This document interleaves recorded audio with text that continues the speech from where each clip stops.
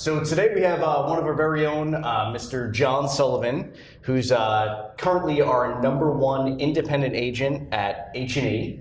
For credibility purposes, I'm going to go over his stats.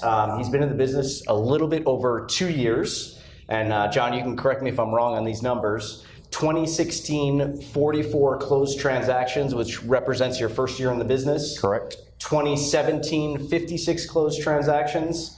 2018, 25 and a half deals closed, because you got one closing today, right? True. And 19 active and pending transactions. Yep, I got right now 7 active listings and 13 pendings right now. So perfect. And to put that into perspective for a new agent or an agent 2 years in the business to close 40, 50, 60, 70 transactions per year is pretty much unheard of. Your typical agent first year in the business is anywhere from 3 to 5 transactions. So I think this video is going to be very helpful for agents that are newer in the business, agents that have been doing it for a while that may be in a slump, or even just business owners that are starting up. I think you're a great representation of how to get from point A to point Z almost very quickly. So John, tell us a little bit about yourself, where you grew up.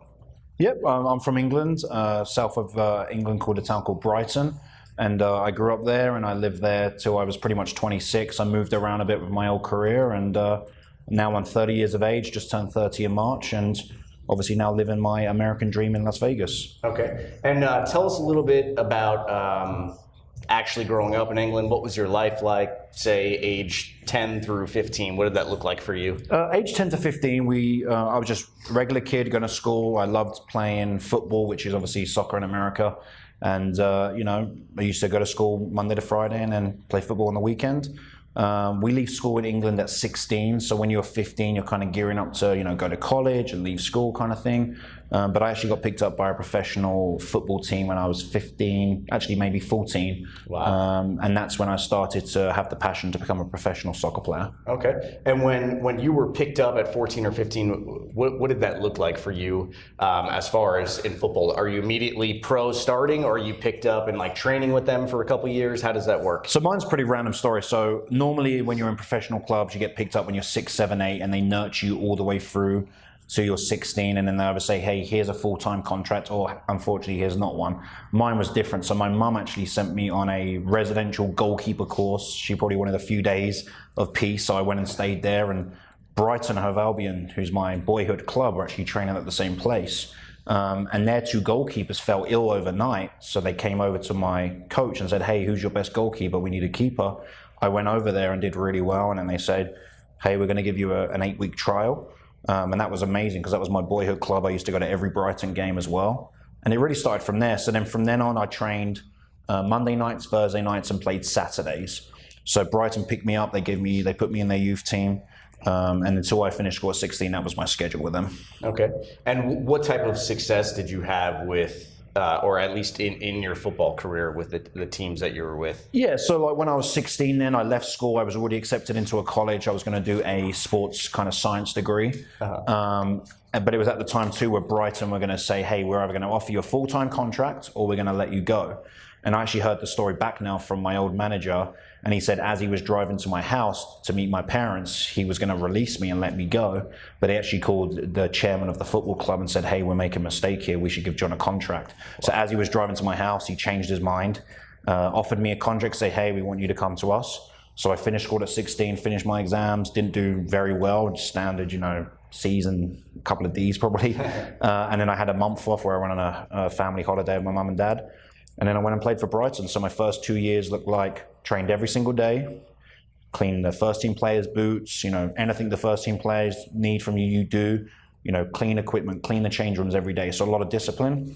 And I was making, my first year, I think, £45 a week, which is about $60. And then the second year, about £60 a week, which is about $75. So wow. Not much money, but a lot of discipline, and you're around the first team players every day. Wow, that's incredible. So yeah, for me, when I think of pro sports, you think of extremely high salaries, even, first year, but obviously in England it's a little bit different for football. Completely different. I used to make my mom make me sandwiches every single day, and then I used to sell them to the first team players. So I used to sell it for £3 a day, and to me that was a lot of money back then. So very different. But then on my 18th birthday, when we were coming towards the end of the youth team, I got offered my first professional contract by Brighton. And before then, I'd been on the substitutes bench for the first team a couple of times, and I'd kind of dabbled with the first team, and then I ended up getting a professional contract. Okay. And then how long were you playing professional football? When did that end? About probably 8 years. I played for Brighton, my boyhood club. I love that football team, for about 5 years in total. I was on the bench regularly from like 18 to 20, okay. And then I ended up making my first team debut.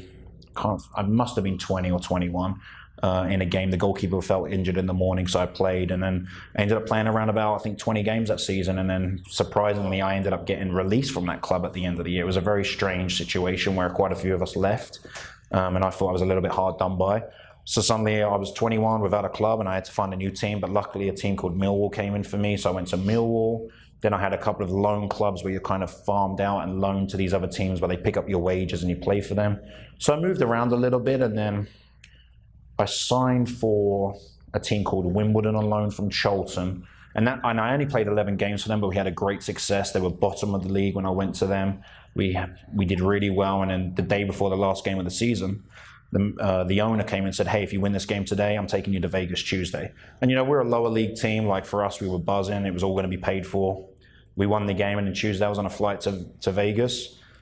We turn up to Vegas, the owner gives us all an envelope full of cash each, not a lot, like $500 each player. Okay. And then we said, right, let's go out to a nightclub. So I went out to a nightclub, and I met now my wife. So kind of going full circle there, but once I met Nicole, then I went back to England and played for another year, but I started to not love the game as much. I had a couple of teams which I didn't enjoy playing for, and I started to struggle with the mental side of sport as well. And I think I remember you sharing with me an article that was written about you, and some tough times that you had, and mental struggles. Yeah, being a goalkeeper is very lonely. I think that's one of the things which kind of resembles to real estate. Real estate's very lonely as well. As a goalkeeper, when you let in a goal, if it's, generally there's no one really there to pick you up. So I went to a couple of teams, Portsmouth and Cambridge, and I started to really struggle with the side of the game. I wasn't enjoying it as much, so my performances started to dip. And then I just spoke to a news reporter and just said, hey, these are the struggles I'm going through. I never said I was depressed, but I said I feel like I'm starting that kind of the signs of depression. And I'm really glad I did that, because I had quite a few players reach out to me after that who said, hey, I'm going through the same thing. Like, even players who played at a much higher level than me. And even today, I still got a message a couple of weeks ago from a goalkeeper like, hey, you got a few questions for you. And I think it's just part of sport where you think it's going to last forever, and then it suddenly just stops. So it's tough mentally. Yeah, I bet. As far as you're making it to Vegas, so you met who is now your wife, Nicole. Yep. When did that happen? So I met Nicole, how old was I? I was 25, I think, when I met her. I went back to England. I played for one more year. Didn't go great. I was playing for a team called Portsmouth, in and out the team, wasn't doing very well. Went on loan to a team called Cambridge, did very poorly. Did very bad.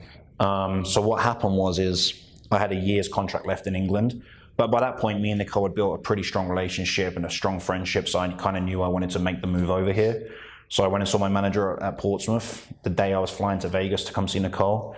And I just said, hey, listen, this hasn't worked out. Let's just end my contract. And I got my agent involved. We negotiated a deal, and they paid me up a year's money, pretty much tax-free. And I said, you know what, this is the chance I need. So I came to Vegas. I was here from like May to December. I went back to England for my sister's wedding, and then kind of moved out here December. What would that have been? 2014 now, maybe. So okay. Yeah. So then I moved out here, and I didn't have a visa. I was going through that process. I didn't have a job, but I was just kind of, making a change in my life. So when you were in England and getting ready to transition to Las Vegas, did you know that you were going to get into real estate? No, I had no idea about that. The only reason I got into it is because Nicole said, you should do real estate. She just one day said, hey, my friends do real estate, they do well, you should do real estate. When I first moved here, I started working for a company called London to Vegas. There's two guys who are from England who have their own kind of hosting concierge company, okay, where people come from England and they take them to the nightclubs. I did that for about a month, but realized quickly I'm not very good. First of all, I like to go to bed at like 9 o'clock and their shifts don't really start till like 1 a.m. And it just wasn't the environment I wanted to be in. But it was a struggle. I always wondered, what am I going to do after, what am I going to do after sports? But I'm very, very lucky to fall on my feet in this business. Yeah. Okay. So you're working in the nightclub business. You decide, hey, I'm going to go get my real estate license. You get your license, or you're in process of getting your license. And I think you told me you took your test how many times? 7 times, yeah. Wow. So if I'm being honest, the first time I was in Hawaii on a beach, and we were on vacation in Hawaii, and Nicole, and I looked at my phone, I was like, oh, I was meant to have my test today. So the first time didn't really count, but yeah, I went back, I failed it 6 other times, and then I finally passed. And that was a bit of a struggle for Nicole too, because I thought I was never going to get into real estate, and it was frustrating. But Nicole I kind of just started looking into it and the opportunities, and then I started watching the TV series, all the shows into $1 Million Listing, Flip or Flop and all them kind of things. So I just saw it as a business where you could do really well. But it was also weird because I remember I started to interview with companies and everyone would offer me a job. And I go back to Nicole and say, I've been offered 6 jobs today. And then I obviously no salary. So it's pretty easy to get offered a real estate job. Yeah. And I think that's pretty common with new agents is, you either go to school at a company that offers it, that is a real estate company, or you go to school and an agent comes in or something and pitches why they should come join that company. And most people go with that first company or whoever's there. Yeah, you're kind of a sitting duck. If someone comes in and tells you, hey, we're going to pay for your signage, going to pay for your business cards, going to pay for your lock boxes. And I mean, even had one company say, hey, we want you to head our real estate high-end division because, you look the part and you sound the part. And at the time I thought, yeah, I'm going to do high-end real estate. And now I've quickly learned, it really does take a lot of skill and a lot of time to get into that high-end market if you want to get there, Yeah. Everyone says, I want to be in the high-end market, but it's a lot of dedication to get there. Yeah. So tell us about your first year in business. What does that look like for you? Obviously after interviewing around to about 10 to 12 companies, obviously came across you. So I got my license 1st of September 2015. Came into the office, and I remember you telling me, hey, write handwritten cards to everyone that so I kind of quickly gathered all Nicole's friends, people I've met, sent them handwritten cards. Hey, I'm in real estate. Here's a couple of my business cards. So that was about, 10 people. I obviously don't know how many people it's probably about 50 people. And I remember you gave me a lead on my first day, and it was for a $40,000 condo. And I knew no different. So I started taking this lady out, and now she's a very good client of mine, but it was a big challenge to me. She was knowledgeable. I was not knowledgeable, and I'm sure she knew that. And I ended up doing, I think, 3 or 4 deals with her, but she bought 7 condos, but only used me for 3 or 4. So I think that was a mixture of my inexperience. I didn't know how to manage her expectations. So that was a really big learning curve for me. And, now I feel like I could have got all 7 done, obviously being more experienced. But my first kind of September the 1st to December 31st, I just pounded the phones, started following like the kind of Mike Ferry system, what you taught me to. I closed 5 deals in that time, took 1 listing. And then I really kicked on the next year, in my first full year in 2016. I think my goal was 50. And I ended up closing 44. That's incredible. And I remember when you were first, interviewing, you had called me to come down and interview. And I was actually standing outside of 2 new construction homes. And ironically, you landed up selling both of those properties. Weird how that happens. The buyers. And they were great. They were great price points too. I think one was $495, one for $510. So for a brand new agent, that was like a huge experience and big learning curve. I think on one of the deals, I was out there at like 8 o'clock at night measuring the yard because there was a discrepancy between the driveway between buyer and seller. So that's when I started to think, wow, this is a lot, It's not a job where you can just go home and relax. It's a job that your phone never stops. And, obviously you have to have time with your family, but you also always have to be conscious that, hey, if someone's calling you, sometimes you just have to handle them calls right away. And that's a big adjustment for most people coming from, a regular 9 to 5 or 7 to 3 job. It's a big transition to go to, I'm the business owner and my client's expectations are that I'm available.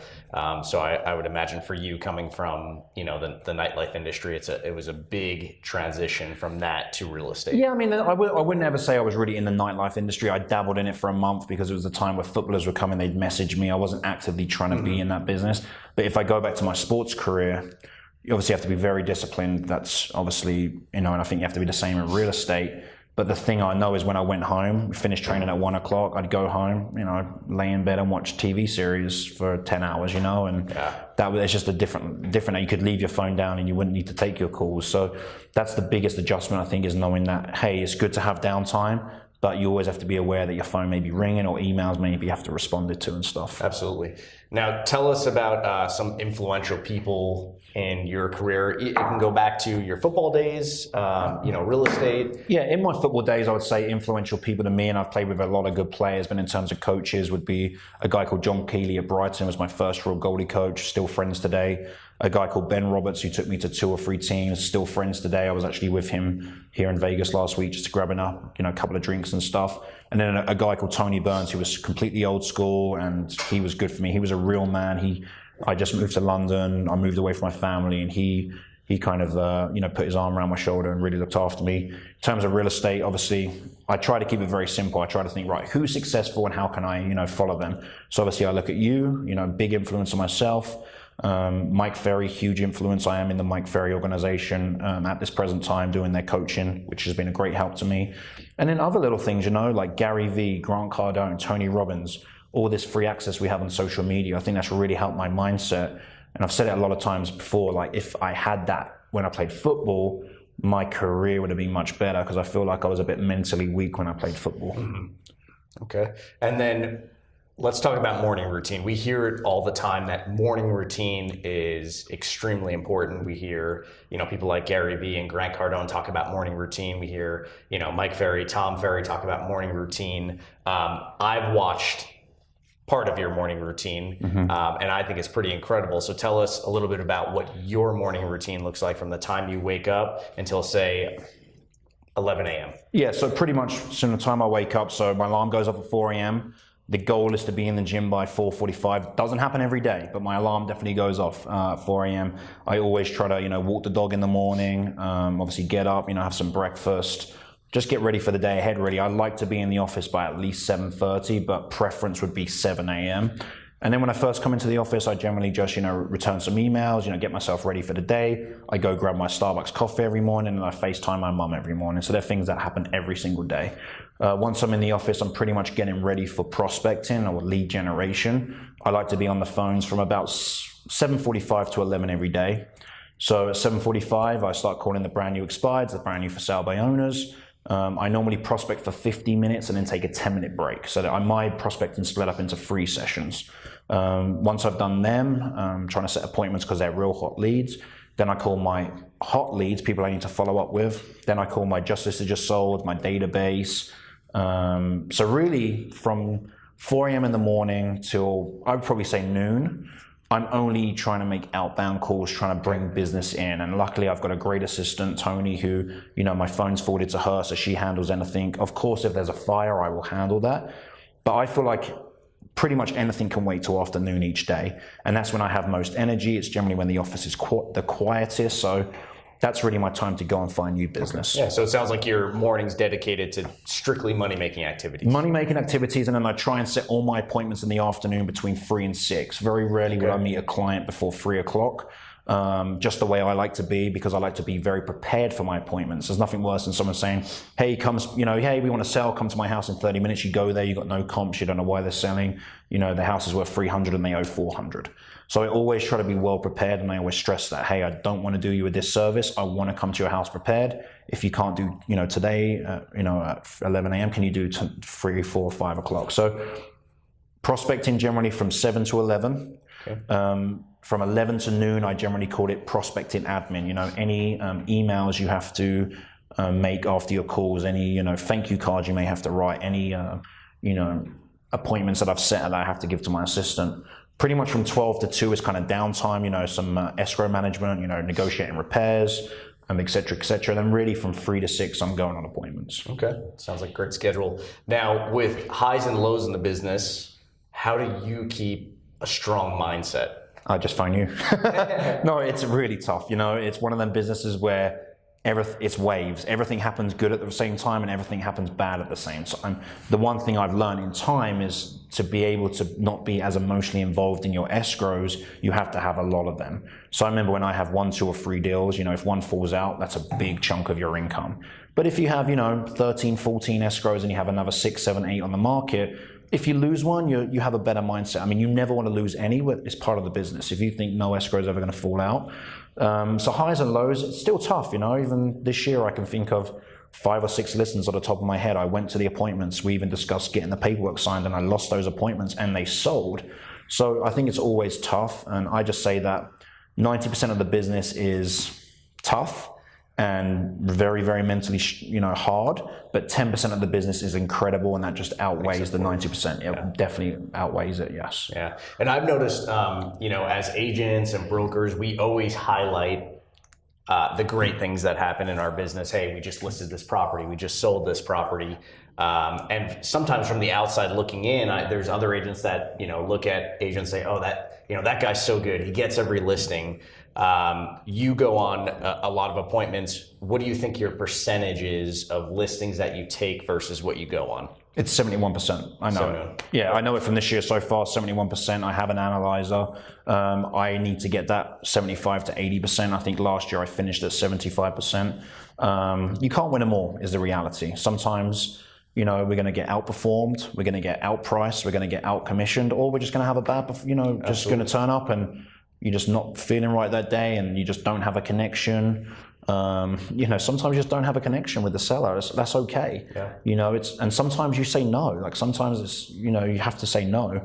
And I think when you first start, you want to say yes to everything, but then that costs you future business, Absolutely. So yeah, it's a really tough business. And I get calls now saying, hey, I'm getting into real estate, because they're seeing the TV shows, they're seeing all these agents out there, but what is it, last year we had 35,000 sales and there's 17,000 agents. So I think that the numbers are, that's 2 an agent, Yeah. So for people to come in and say that they're just going to start making incredible money straight away, I tend to tell them the truth, but say, hey, listen, go for it. But I think a lot of people fall out in the first year. Mm-hmm. And you mentioned that you watched $1 Million Listing and all these shows. How do you think real estate really is compared to those shows? Would you say it's somewhat like it, totally different? Well, I think it's totally different because generally the markets they're in that I watch are like LA and New York. I mean, they're all high end, and we have high end market here, but nothing like them. A lot of stuff is definitely spruced up for TV. I mean, for sure.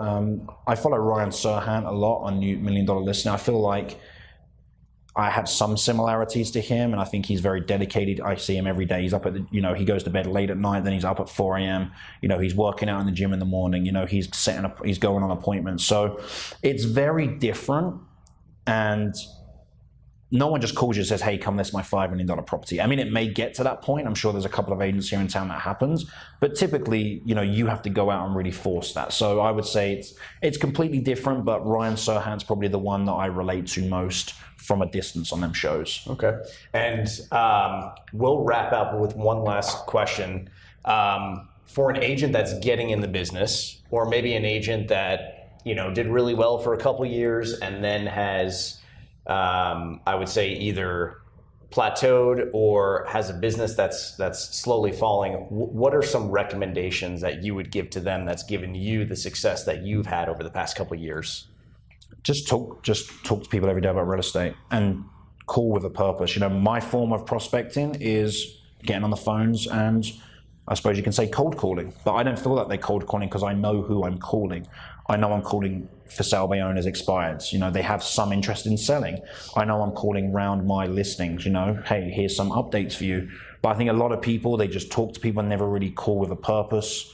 I know some people do like a lot of social media marketing now, which I think is great. But I know that on my social media pages, 90% of it is realtors, and I see feeds every day. So my preferred method, because I like a simple business plan, is getting on the phone. And I just think, you just have to call with a purpose. Call thinking, I'm going to set an appointment with this person, and the worst thing is when people say, hey, I have a buyer coming to town in 6 weeks, and you delay everything and then the buyer cancels. Or, I think people procrastinate a bit too much in this business. They say, hey, I've got this coming, I've got this coming, I've got this coming, my friend's going to sell their house, etc., etc. Instead of thinking, right, I need to get an appointment today. How can I get an appointment today? Yeah. And I think that's really important to have in your mindset, right, I need to get 2 listings this week. Where do I go get them? And I think that's really important to have that mindset. And also think of yourself as a business, you know? You are a business. And I think about a year ago, I changed my mindset with that when I started, you know, paying out, you know, for a TC, and now I have a full-time assistant. Now I really do see myself as a business, and you really have to, you know, you have to take things a little bit more serious. Yeah. And I've noticed that you're always extremely polished, right? Suit, tie. Is that just for you, or... I mean, what's your theory behind that? My theory behind that is 2 things. One, if I'm not wearing a suit, I'm in a different mindset and I'm relaxing. If I'm not working that day, I'm not wearing a suit. So it's for me. It makes me feel good about myself to wear a suit. 2, I wear a suit even if I don't have appointments, because you have them days, hey, well, you do go and set an appointment that day, or someone calls on one of your listings and you say, hey, I want to go see your listing. You're like, you know, you want people to see you, especially the first time, you know, in your best form. And then I feel like when you go to listing appointments, you know, I do a lot of pre-qualification up front. They get a lot of information from me. They get, you know, detailed emails. You know, they get thank you cards from me. So I feel like they have an idea that I'm a professional realtor. But I feel like they make up your mind on you pretty quickly when you turn up to your house. So if you turn up to your house, and I've won listings before just because I'm in a suit, and they've told me that, because other agents are going in, you know, like t-shirts, sometimes shorts, or if it's hot outside, they maybe won't wear a blazer, which is okay. But for me, it doesn't matter if it's, you know, cold outside or 110 degrees, put a suit on. You know, these people are paying us huge amounts of commissions, and the least we can do is put a suit on, in my opinion. And you and I have talked about it many of times. It's respect for not only for the client, but it's respect for our industry too. Respect for the industry and respect for this brokerage. You know, not every brokerage is like this, but everyone's polished. You know, I would never think of coming to the office and having a day here in jeans and a t-shirt. I just feel like I would be doing my peers a disservice. You know, if they have someone coming into the conference room for an appointment or a signing, and I'm standing there in jeans, it kind of makes the company look like a bit of a joke, in my opinion. Yep. Couldn't agree more. All right, John. Well, I appreciate you joining me. Thank you so much. Hope you guys learned some stuff from John. And if you have any questions for John, feel free to reach out to him direct. He's great with, if you're, you know, just a fellow agent and you have questions, I'm sure he'd be happy to answer your questions. Of course. If you have any questions for me from a company standpoint or broker standpoint, feel free to reach out anytime.